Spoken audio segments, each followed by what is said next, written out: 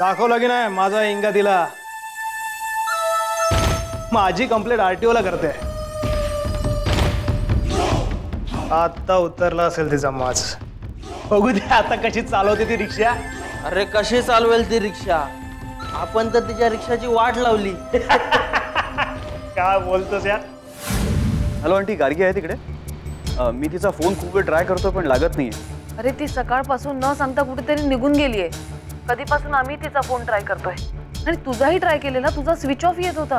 अहो मी जिम मध्ये होतो. आंटी कुठे गेली असेल ती, काही कल्पना आहे?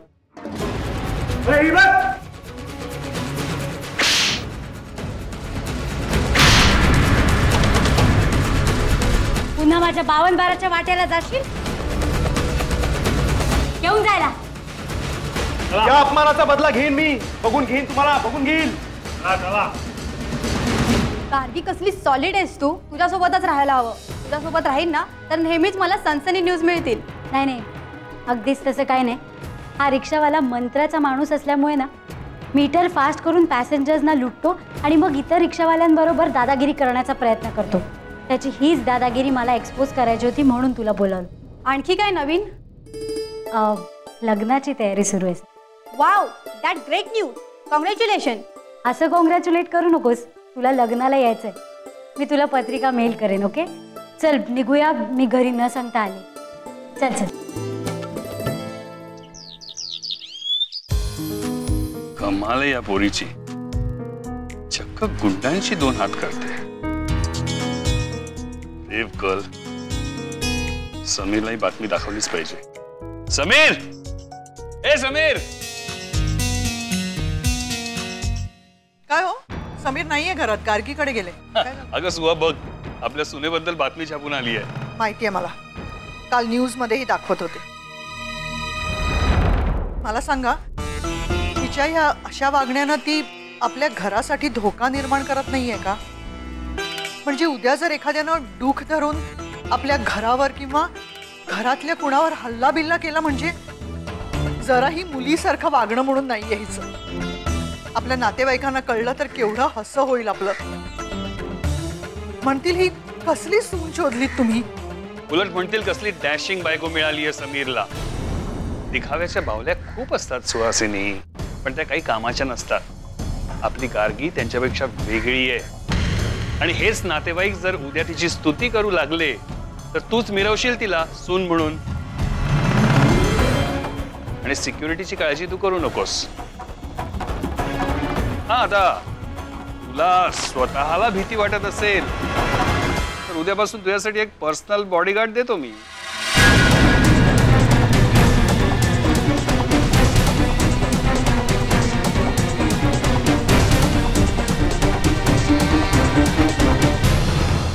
ते काहीही असलं ना तरी लग्न एवढं तोंडावर आलेलं असताना असलं काही धाडस करायची गरज होती का? आणि त्या गुंडाला जर धडा शिकवायचाच होता तर मग ते काम पोलिसांनी केलं नसतं का? अरे मी माझ्यासोबत पोलिसांना घेऊन गेलेच होते ना. आणि त्यांनी माझ्या 52-12ची जी हालत केली मला सहन नाही झालं. अगं सगळं बरोबर आहे, पण त्या मारामारीत तुला जर काही झालं असतं तर काय करणार होतो आपण? आमचा सोड, निदान समीरचा तरी विचार कर बाळा. हे वाव, काय मस्त लाजले समीरचं नाव घेतल्याबरोबर. ह्याच दिवसांची वाट पाहत असतात ग मुलींच्या जन्मापासून त्यांचे आई वडील. का रे पा, सगळेच जण असंच म्हणतात. आम्ही मुली तुम्हा घरच्यांना इतक्या जड असतो. काय बोलतेस तू बेटा? तुम्ही मुली म्हणजे ना आई वडिलांच्या काळजाचा तुकडा असतात, तुकडा. स्वतःच काळीज कुणाला जड होतं का ग? पण तुमच्या जन्मापासून ना आमच्यावर एक जबाबदारी पडलेली असते आणि ती जबाबदारी आम्ही पूर्ण केली आहे की नाही हे कळण्याचा हा दिवस असतो. कोणती पा? आई वडिलांच्या छत्राखालून बाहेर पडून नवऱ्याच्या साथीने तुम्ही स्वतःचा संसार उभा करणार असता तुमच्या सासरच्या माणसांना सुखात कसं ठेवायचं, त्यांची मनं कशी जिंकायची तुम्हाला शिकवलेलं असतं लहानपणापासून. त्या परीक्षेत तुम्ही कशा पास होता यावर आईबापांचं यश अवलंबून असतं. खूप आनंदाचा आणि सुखाचा क्षण असतो बेटा तो आई वडिलांसाठी. बघ ना, दारात शहनाई वाजेल, तुझी हळद होईल, मग तुझी पाठवणी होईल. बेटा सासरी तुझ्या मायेच्या माणसांजवळ गेल्यानंतर या तुझ्या अपंग बापाला विसरणार नाहीस ना.